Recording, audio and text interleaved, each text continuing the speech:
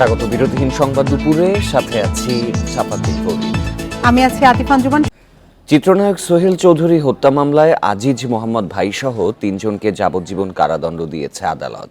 এছাড়া মামলার বাকি ৬ আসামি সবাইকে খালাস দেয়া হয়েছে। যাবজ্জীবন কারাদণ্ড দেয়া অন্য ২ আসামি হলেন ট্রাম্পস ক্লাবের মালিক আফাকুল ইসলাম ওরফে বান্টি ইসলাম ও আদনান সিদ্দিকী। দণ্ডপ্রাপ্ত ৩ জনই পলাতক রয়েছেন।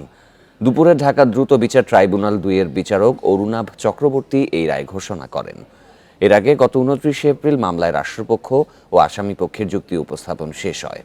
পরে আদালতে রায় ঘোষণার জন্য আজকের দিন ধার্য করেন। ১৯৯৮ সালের ১৭ ডিসেম্বর বনানীর ট্রাম্প ক্লাবের নিচে গুলি করে হত্যা করা হয় সোহেল চৌধুরীকে।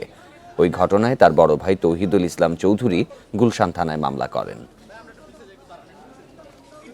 ৩ জন আসামিকে যাবজ্জীবন কারাদণ্ড দেওয়া হয়েছে এবং ২ লক্ষ টাকা জরিমানা অনাদায়ে ১ মাসের কারাদণ্ড দেওয়া হয়েছে। এবং সেই আসামিরা হচ্ছে আদনান সিদ্দিকী, বান্টি ইসলাম এবং আজিজ মোহাম্মদ ভাই। আমরা মনে করছিলাম যে ৩ জনকে সাজা দিয়েছে, এটাও সঠিক হয়নি, কারণ কোনো এভিডেন্স নাই। কোনো সাক্ষী আদালতে এসে কারো নাম বলে নাই। তদুপরি এই মামলায় দেখা যায় বিজ্ঞ আদালত ৩ জনকে সাজা দিয়েছেন, সেটা সঠিক হয়নি বলে আমরা মনে করি। এ বিষয়ে আরও জানাতে এবার মহানগর দায়রা জজ আদালত থেকে যোগ দিচ্ছেন সহকর্মী জাহিদুল বাশার।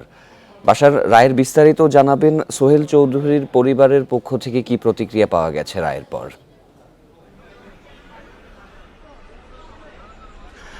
দেখুন, শুরুতে বলে রাখি যে এখানে সোহেল চৌধুরীর পরিবারের কারোর সাথে আমাদের এখন পর্যন্ত আলাপ হয়নি, তবে আইনজীবীদের সাথে আমাদের কথা হয়েছে।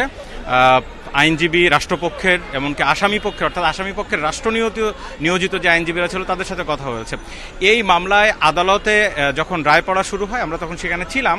আদালত কিন্তু একটা বিষয় স্পষ্ট করে বলেছে যে ৩৮ জন আসামি সাক্ষীর মধ্যে ১০ জনের যে সাক্ষ্য গ্রহণ করা হয়েছে সেই ১০ জনের অধিকাংশ গা বাঁচানো সাক্ষ্য দিয়েছেন। আদালত কিন্তু স্পষ্ট করে এই কথাটি বলেছেন। এবং সেখানে বলা হয়েছে এই মামলার একটা বড় ডকুমেন্ট ছিল একটি সিডি, সেই সিডিটিকেও গায়েব করে দেওয়া হয়েছে। আদালতে এই বিভিন্ন বিষয় নিয়ে যখন আদালত কথা বলেছেন তার পরিপ্রেক্ষিতে আমরা রাষ্ট্রপক্ষকে জিজ্ঞেস করেছিলাম যে তাহলে রাষ্ট্রপক্ষ যে আসামি সাক্ষীদেরকে সেখানে হাজির করেছে সেখানে কোনো দুর্বলতা ছিল কিনা।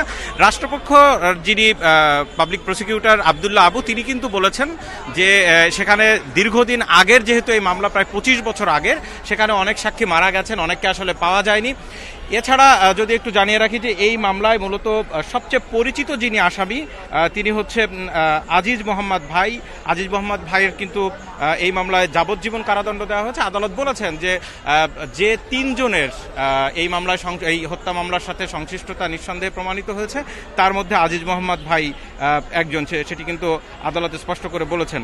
এবং তিনি সহ বাকি যাদেরকে যাবজ্জীবন কারাদণ্ড দেওয়া হয়েছে তারা হচ্ছে ট্রাম্পস ক্লাবের মালিক আফাকুল ইসলাম ওরফে বান্টি ইসলাম, আদনান সিদ্দিকী যাবজ্জীবন পেল, সাজা পাননি সোহেল চৌধুরীকে গুলি করা শীর্ষ সন্ত্রাসী ইমন এবং মামুন সহ ৬ জন। এখানে একটি বিষয় একটু বলে রাখি যে ৬ জনকে খালাস দেওয়া হয়েছে। এই যে ইমন এবং মামুন, তাদের ২ জনকেই কিন্তু এজাহারে উল্লেখ করা হয়েছে যে সরাসরি গুলি করার সাথে তারা জড়িত। এই বিষয়টা আমি জিজ্ঞেস করেছিলাম রাষ্ট্রপক্ষের যিনি আইনজীবী, যে যারা গুলি করলো এজাহার অনুযায়ী তারা কিভাবে খালাস পেল। রাষ্ট্রপক্ষ কিন্তু এখানে আসলে সরাসরি কোনো উত্তর এই জায়গাটি দিতে পারেননি। তবে তারা যেটি বলেছেন যে রাষ্ট্রপক্ষ থেকে যে এই বিষয়ে আপিল করা হবে পূর্ণাঙ্গ রায় হাতে পাওয়ার পরে। এদিকে ইমনের যিনি আইনজীবী তিনি বলেছেন যে তিনি প্রমাণ করেছেন যে এই মামলায় ইমন সহ সানজিদুল ইসলাম ইমন, তিনি কিন্তু এমনি শীর্ষ সন্ত্রাসীর তালিকায় তার নামও রয়েছে, তিনি আসলে এই মামলা, এই হত্যাকাণ্ডের সাথে তিনি জড়িত নয়, তার আইনজীবী কিছুক্ষণ আগে বলেছেন। এবং এটি আদালতকে তিনি প্রমাণসহ সন্তুষ্ট করতে পেরেছেন বিধায় তার আসামিকে কিন্তু জামিন দেওয়া হয়েছে। এই মামলার একেবারে যদি বলা হয় যে সেলিব্রিটি আসামি, যাকে সবাই চেনে, আজিজ মোহাম্মদ ভাই রাষ্ট্র নিয়োজিত, তার পক্ষের যিনি আইনজীবী, তাকে আমরা কিছুক্ষণ আগে তার সাথে আমার কথা হয়েছে। তিনি বলছিলেন যে তিনি অবশ্যই এই মামলায় যখন পূর্ণাঙ্গ রায় বেরোবে তারা তাদের পক্ষ থেকে আপিল করবেন। তবে এখানে একটি বিষয় আছে যে তিনি কিন্তু যেহেতু পলাতক, এখানে কিন্তু তাকে আত্মসমর্পণ করা ছাড়া আপিলের তার সুযোগ নেই।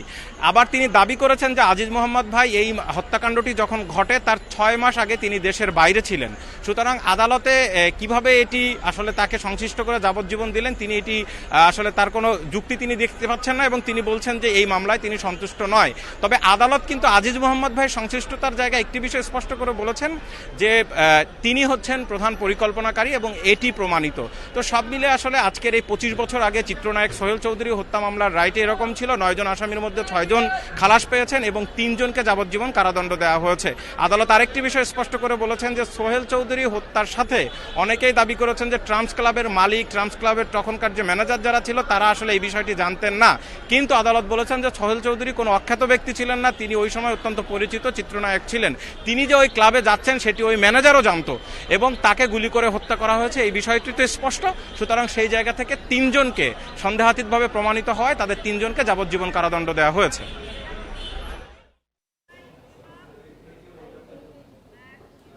চিত্রনায়ক সোহেল চৌধুরী হত্যা মামলার রায়ের বিষয়ে ঢাকা মহানগর দায়রা জজ আদালত থেকে জানাচ্ছিলেন সহকর্মী জাহিদুল বাশার। প্রতিদ্বন্দ্বিতাপূর্ণ হচ্ছে না উপজেলা নির্বাচন, সে কারণেই ভোটার কমছে বলে মনে করছেন বিশ্লেষকেরা। তারা বলছেন বিএনপি সহ বিরোধী কোনো দল ভোটে না আসায় কমছে আগ্রহ, নির্বাচন ব্যবস্থার উপরও কমছে আস্থা।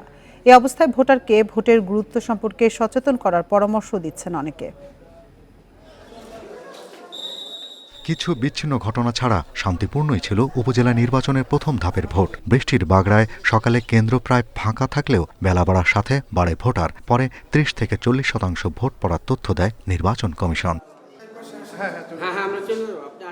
এতে বিশ্লেষকরা বলছেন, একদিকে মাঠে বিরোধী রাজনৈতিক দলের প্রতিদ্বন্দ্বিতা নেই, অন্যদিকে ক্ষমতাসীন দলের একাধিক প্রার্থী থাকায় কমেছে ভোটারের আগ্রহ। যে কোনো পার্টি মনোনয়ন দিচ্ছে না, কোনো নিজেদের ক্যান্ডিডেট বলে কাউকেই তারা স্বীকার করছে না। অতএব হয়তো দেখা যাবে যে একটা পার্টিরই 5-6 জন দাঁড়িয়েছেন। এখন তারা ভোটাররা মনে করে যে আমি যাকেই ভোট দিই না কেন, যে পার্টিকে আমি পছন্দ করি সে পার্টি লোকিত হচ্ছে, অতএব আমার যে লাভ কি, ভোট দিয়ে লাভ কি। সর্বপ্রথম উপজেলা নির্বাচন হয় 1985 সালে, এরপর 1990-এ। সেই 2 ভোটের হার জানা না গেলেও 2009 সালে আওয়ামী লীগ সরকারের সময় চতুর্থ উপজেলা নির্বাচনে ভোট পড়েছিল 67.69%। 2014-র ভোটে সে হার 61, আর বিএনপি না এলেও 2019-এ তা 41% হয়। পরিবারতন্ত্রে যে এই আধিক্য দেখা যেত না, অতএব এই জন্য জনগণ এখান থেকে দূরে সরে আছে। নির্বাচন কমিশন বলছেন 30 থেকে 40% ভোট দিয়েছে, অর্থাৎ মোটা দাগে 1/3 বেশি ভোট দেয় নাই। এটা তো খুবই নির্বাচন ব্যবস্থাটা যে ভেঙে পড়া, এই উপজেলার নির্বাচন তার আরেকটা উদাহরণ হয়ে থাকলো। পর্যবেক্ষকরা আরও বলছেন, নির্বাচন ব্যবস্থায় পরিবর্তন আনতে হবে, পাশাপাশি ভোটারকে তার ভোটের গুরুত্ব সম্পর্কে সচেতন করতে হবে। ফার্স্ট পাস দি পোস্ট সিস্টেমে একজন ব্যক্তি 1 ভোটও যদি পান অন্য প্রার্থী সকলের তুলনায়, তাকে জয়যুক্ত ঘোষণা করা হয়। এখানে ন্যূনতম কোনো থ্রেশহোল্ড বা এত % ভোট পেতেই হবে, অথবা সেকেন্ড রাউন্ডের ব্যবস্থা হবে যদি এই পর্যায় পর্যন্ত উন্নীত না হওয়া যায়। সে বিষয়টি বিদ্যমান থাকায় এখানে ফলাফল কি হবে সেটা অনেকাংশে প্রেডিক্টেবল। এবারের উপজেলা নির্বাচন হচ্ছে 4 ধাপে। 21শে মে দ্বিতীয়, 29শে মে তৃতীয় ও 5 মে চতুর্থ ধাপের ভোট। সেগুলোতে ভোটার আনাও বড় চ্যালেঞ্জ মনে করছেন নির্বাচন বিশ্লেষকরা। Shahriar Anirban, independent news, Dhaka. শরীয়তপুর ও নীলফামারীতে উপজেলা নির্বাচন পরবর্তী সহিংসতায় অন্তত 28 জন আহত হয়েছেন। এর মধ্যে শরীয়তপুরের নড়িয়ায় বিজয়ী প্রার্থীর আনন্দ মিছিলে হামলায় আহত হন 8 জন। পুলিশ ও স্থানীয়রা জানায়, ভোটে মোটরসাইকেল প্রতীক নিয়ে ইসমাইল হক চেয়ারম্যান নির্বাচিত হন। ফল ঘোষণার পর সমর্থকেরা আনন্দ মিছিল বের করলে 2 দফায় পরাজিত প্রার্থী মামুন শিকদারের সমর্থকদের সঙ্গে সংঘর্ষ হয়। এতে 2 পক্ষের অন্তত 8 জন আহত হন। এদিকে নীলফামারীর ডোমারে নির্বাচনী কন্ট্রোল রুমে ভাঙচুরের অভিযোগ পরাজিত চেয়ারম্যান প্রার্থী তোফায়েল আহমেদের সমর্থকদের বিরুদ্ধে। গণমাধ্যম কর্মী ও পুলিশের ওপরও হামলা চালানো হয়। আহত হন বিজয়ী চেয়ারম্যান সরকার ফারহানা আখতারের অন্তত 20 জন সমর্থক। পরিস্থিতি নিয়ন্ত্রণে রাবার বুলেট ছোড়ে পুলিশ, আটক করা হয় 5 জনকে। কাল নয়াপল্টনে সমাবেশের অনুমতি চেয়েছে বিএনপি। সকালে ঢাকা মহানগর পুলিশ কার্যালয়ে অনুমতি চেয়ে চিঠি দেয় বিএনপি, তবে ডিএমপি সিদ্ধান্ত জানাবে বিকেলে। ঢাকা মহানগর দক্ষিণ বিএনপির আহ্বায়ক আব্দুস সালাম জানান, সমাবেশ ও মিছিলের অনুমতির বিষয়ে ডিএমপি ইতিবাচক। তিনি মনে করেন, কাল ছুটির দিন হওয়ায় ট্রাফিক নিয়ে কোনো সমস্যা হবে না। সমাবেশে ডিএমপির সার্বিক সহযোগিতা চাওয়া হয়েছে। এর আগে গত 28 অক্টোবর দলের শান্তিপূর্ণ মহাসমাবেশ পণ্ড করতে উদ্দেশ্য প্রণোদিতভাবে আক্রমণ করা হয়েছিল বলেও দাবি করেন আব্দুস সালাম। পরে ডিএমপির অতিরিক্ত কমিশনার খন্দকার মহিত উদ্দিন বলেন, মানুষের সুবিধা অসুবিধার কথা মাথায় রেখে সিদ্ধান্ত দেয়া হবে, তবে যারা আয়োজন করবে তাদের দায়িত্বশীলতার পরিচয় দিতে হবে। কথা বলেছি ওনাদের সাথে এবং আমরা কি প্রোগ্রাম করতে চাই সেটা তাদের সাথে আলোচনা হয়েছে। বিএনপি একটি গণতান্ত্রিক দল, আমরা গণতান্ত্রিকভাবে আন্দোলন করেই আজকে একটা তত্ত্বাবধায়ক সরকার অধীনে নির্বাচন চাই, এটি হলো আমাদের মূল দাবি। পুলিশ কমিশনার মহোদয় অনুমতি হয়তো বিকেলবেলা তার চূড়ান্ত সিদ্ধান্ত জানাবেন যে এটির কি আসবে, তবে আমরা পজিটিভলি চিন্তা করব যাতে তারা প্রোগ্রাম করতে পারে, সেই প্রচেষ্টা আমাদের থাকবে। সাবেক ভূমিমন্ত্রী সাইফুজ্জামান চৌধুরীর সম্পদের অনুসন্ধান চেয়ে হাইকোর্টে রিট করা হয়েছে। সুপ্রিম কোর্টের আইনজীবী সালাউদ্দিন রিগ্যান জনস্বার্থে এই মামলাটি করেন। রিটে ব্লুমবার্গ সহ দেশের বিভিন্ন জাতীয় দৈনিকে প্রকাশিত প্রতিবেদন সংযুক্ত করে উল্লেখ করা হয়, যুক্তরাজ্যে সাইফুজ্জামান চৌধুরীর ২,৭৭০ কোটি টাকার এবং যুক্তরাষ্ট্রে ৬৬ কোটি টাকার সম্পদ রয়েছে। এর মধ্যে বিপুল পরিমাণ সম্পদ অবৈধভাবে সেসব দেশে নেওয়া হয় বলে অভিযোগ আছে। বিদেশে তার সম্পদ নজরদারিতে রয়েছে বলেও রিটে উল্লেখ করা হয়। রিটকারী আইনজীবী এসব সম্পদের অনুসন্ধানের আবেদন জানান। এর আগে এ নিয়ে দুর্নীতি দমন কমিশনে আবেদন করেন তিনি, তবে সেখানে কোনো কার্যকর পদক্ষেপ না দেখে হাইকোর্টের দ্বারস্থ হন। বঙ্গবন্ধু মেডিকেলের সুপার স্পেশালাইজড হাসপাতালে ৬৮ মেডিকেল অফিসার নিয়োগ পরীক্ষার প্রশ্ন ফাঁসের অভিযোগ উঠেছিল আগেই। এবার সামনে এসেছে সে ঘটনার সিসি ক্যামেরার ফুটেজ। তাতে দেখা যাচ্ছে নিয়ন্ত্রণ কক্ষের কম্পিউটার থেকে পেনড্রাইভে সেই প্রশ্ন নিচ্ছেন ২ শিক্ষক। অভিযুক্তরা তা অস্বীকার করলেও আমলে নিয়েছে তদন্ত কমিটি। বঙ্গবন্ধু শেখ মুজিব মেডিকেল বিশ্ববিদ্যালয়ের সুপার স্পেশালাইজড হাসপাতাল এর মেডিকেল অফিসার নিয়োগ পরীক্ষার নিয়ন্ত্রণ কক্ষ এটি। এখানকার কম্পিউটারে থাকে পরীক্ষার প্রশ্নপত্র, কিছু আবার প্রিন্ট করে রাখা টেবিলে।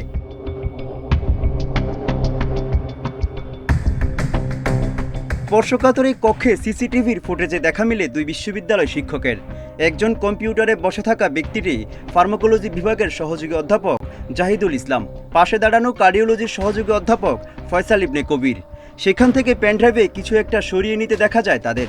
এতে অভিযোগ উঠেছে নিয়োগ পরীক্ষার প্রশ্নপত্র ফাঁস করেছেন তারা। যে ভিডিওতে আমরা যাদেরকে দেখলাম, যে সকল শিক্ষক, তারা তো আসলে প্রশ্নবিদ্ধ, তারা বিতর্কিত এবং তারা বিগত প্রশাসনের লেজুর ভিত্তিতে জড়িত ছিল। এটা আর একটা প্রশ্ন উঠতেই পারে, যে সকল চিকিৎসক তাদের সঙ্গে চলাফেরা করেছে তারা কেউ বাদ পড়ে নাই, এটা কিভাবে সম্ভব হলো?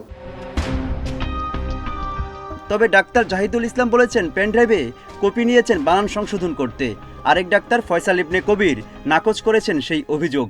পেনড্রাইভটা যখন সাদা বিসিটাতে দেই, প্রিন্ট আউট বেরোচ্ছে, আমি কিন্তু কিছু কপি করিনি। আপনি খুব ভালো করে খেয়াল করে দেখেন যে প্রিন্ট আউট বেরোচ্ছে, তার মানে যে আমি যে ২০-২৫টা প্রশ্ন তৈরি করছি আমার কলিগকে আমি দিয়েছি, ও প্রুফ রিডিং করবে।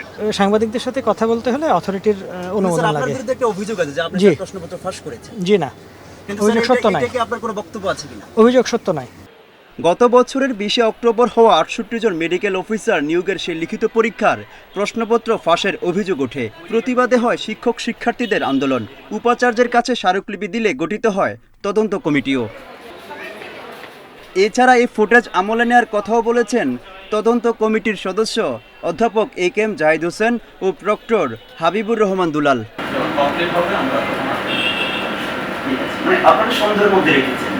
এই ভিডিও আমরা আমলে দিয়েছি, আমরা এটা আমলে দিয়েছি এবং এটার উপর কাজ করতেছি। ওইটা আমরা দেখেছি, এটা আমাদের হস্তগত হয়েছে, আমরা ওইটা নিয়েও কাজ করতেছি। আমরা 7 দিন পরে ওইটার রিপোর্টটা দিব। সেই নিয়োগ পরীক্ষায় পাশ করেছেন ৩৫০ জন পরীক্ষার্থী। অভিযোগ রয়েছে তাদের মধ্যে অন্তত ৫০ জন ফাঁস হওয়া প্রশ্ন পেয়েছেন। এর মধ্যে ১০ জন সাবেক উপাচার্যের ঘনিষ্ঠ, বাকি ৪০ জন তা পেয়েছেন টাকার বিনিময়ে। Muhammad Omar Faruk, Independent news, Dhaka. পুলিশের বাঁধার মুখে পড়ল গাজা ইসরায়েলি বাহিনীর গণহত্যা বন্ধের দাবিতে মার্কিন দূতাবাস অভিমুখে ছাত্র জনতার মিছিল। পরে নতুন বাজার এলাকায় ঘণ্টাখানেক সড়ক অবরোধ করে হয় বিক্ষোভ। এতে গণহত্যা বন্ধে ইসরায়েলকে মার্কিন সমর্থন বন্ধের দাবি জানান বিক্ষোভকারীরা।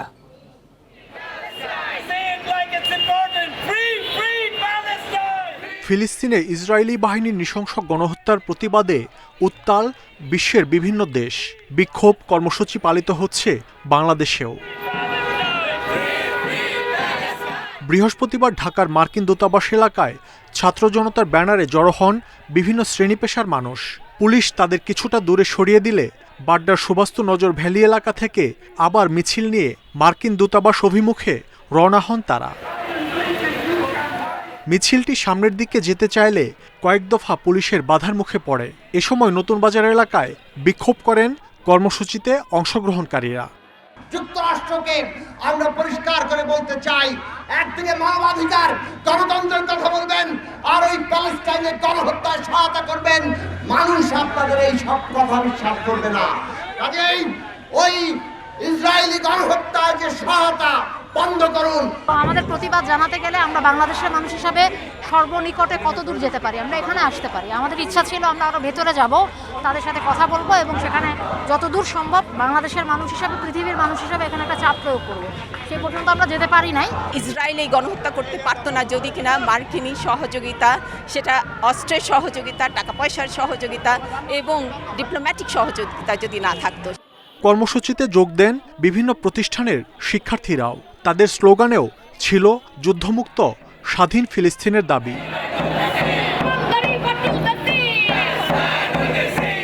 ইসরায়েল খুবই ভুল করছে এবং তার সাথে ইন্ধন যোগাচ্ছে মার্কিন যুক্তরাষ্ট্র, যেটাকে আমরা তীব্র নিন্দা জানাই। অনতিবিলম্বে এই যুদ্ধ বন্ধ চাই। বিক্ষোভ কর্মসূচির কারণে মার্কিন দূতাবাসের আশপাশের এলাকায় মোতায়েন করা হয় বিপুল সংখ্যক পুলিশ। মাহমুদ শরীফ, ইন্ডিপেন্ডেন্ট নিউজ, ঢাকা। আপনারা দেখছেন বিরতিহীন সংবাদ দুপুর। সংবাদে আরো যা দেখবেন, হজযাত্রার প্রথম দিনে 7টি ফ্লাইটে সৌদি আরব যাচ্ছেন 3000 যাত্রী, নির্বিঘ্ন যাত্রার আশ্বাস ধর্মমন্ত্রীর।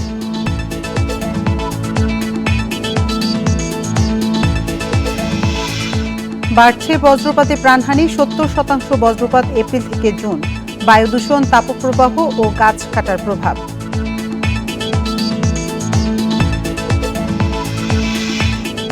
লোকসভা নির্বাচনের পর প্রধানমন্ত্রী শেখ হাসিনা ভারত সফরে যাবেন। বেজিং সফরের আগেই দিল্লি সফরের সম্ভাবনা।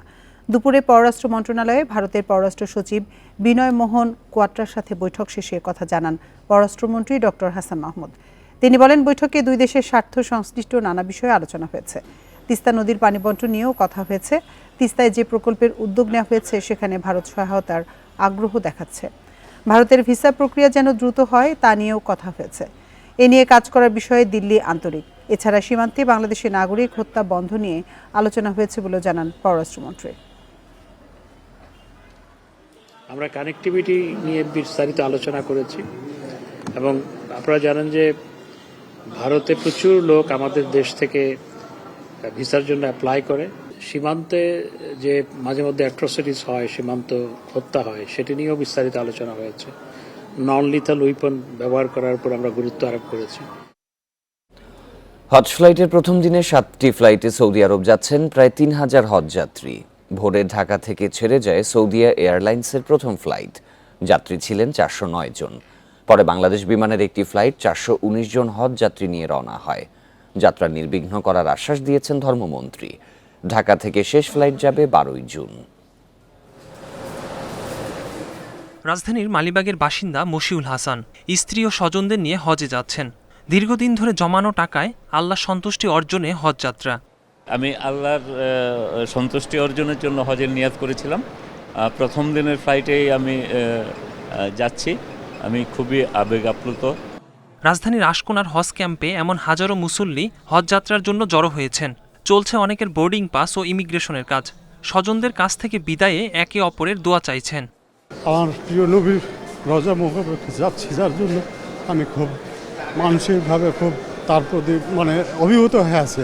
যেদিন থেকে রেজিস্ট্রেশন করেছি সেদিন থেকে আমার শরীরের মনে হচ্ছে সমস্ত রোগ চলে গেছে। যতদিন থেকে চেষ্টা করছে যে হজে আসবো বলে এখন আসছি, আমাকে অনেক আনন্দ লাগতেছে। বৃহস্পতিবার সকালে হজ ফ্লাইট উদ্বোধন করে ধর্মমন্ত্রী দাবি করেন, এবারের হজযাত্রা নির্বিঘ্ন এবং স্বস্তির করতে বিভিন্ন ব্যবস্থা নেওয়া হয়েছে। সৌদিতে পর্যাপ্ত জনবল নিয়োগ করা হয়েছে। প্রত্যেকের প্রতি আমাদের দায়িত্ব আছে। যার যার আঙ্কিকে সে আমরা সেই দায়িত্ব সুন্দর সুষ্ঠুভাবে পালন করব। সবার দায়িত্বের মধ্য দিয়ে এই হজ সম্পূর্ণ হোক, সুন্দরভাবে সফল হোক, সার্থক হোক এবং আগামী দিনে এই হজ যাত্রীরা ও তাদের যাত্রাটা শুভ হোক এবং কবিলত হজ হিসেবে কবুল করে সুস্থ শরীরে আবার দেশে আসার আল্লাহ পাক তৌফিক দান করুক। চলতি বছর বাংলাদেশ থেকে হজে যাচ্ছেন ৮৫,২৫৭ জন। হজযাত্রীদের জন্য থাকছে ১১৬টি ডেডিকেটেড ফ্লাইট, যা ঢাকা, চট্টগ্রাম, সিলেট এবং সৌদি আরবের জেদ্দা, মদিনা থেকে পরিচালনা করা হবে। একরামুল ইসলাম, ইন্ডিপেন্ডেন্ট নিউজ, ঢাকা। নাটোরে ডোবায় গোসল করতে নেমে পানিতে ডুবে রাব্বি হোসেন নামে ১২ বছর বয়সী এক শিশুর মৃত্যু হয়েছে। সকালে শহরের হাজরা নাটোর এলাকায় এই দুর্ঘটনা ঘটে। নাটোর সদর থানার ওসি মিজানুর রহমান জানান, শিশু রাব্বি তার নানার বাড়িতে থাকতো। সকালে সে বাড়ির পেছনের ডোবায় গোসল করতে গিয়ে পানিতে ডুবে যায়। পরে স্থানীয়রা শিশুটিকে ভাসতে দেখে উদ্ধার করে নাটোর সদর হাসপাতালে নিয়ে যায়। সেখানে চিকিৎসক তাকে মৃত ঘোষণা করেন।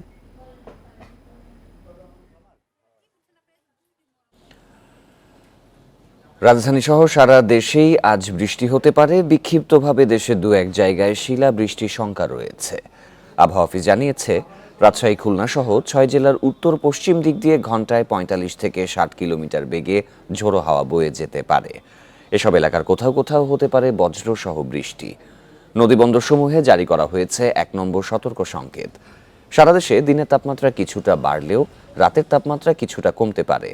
আগামী ৫ দিনে সারা দেশের তাপমাত্রা কিছুটা বাড়বে।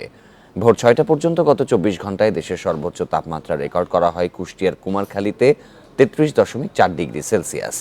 এ সময় রাজধানী তাপমাত্রা ছিল ৩০.৪ ডিগ্রি সেলসিয়াস।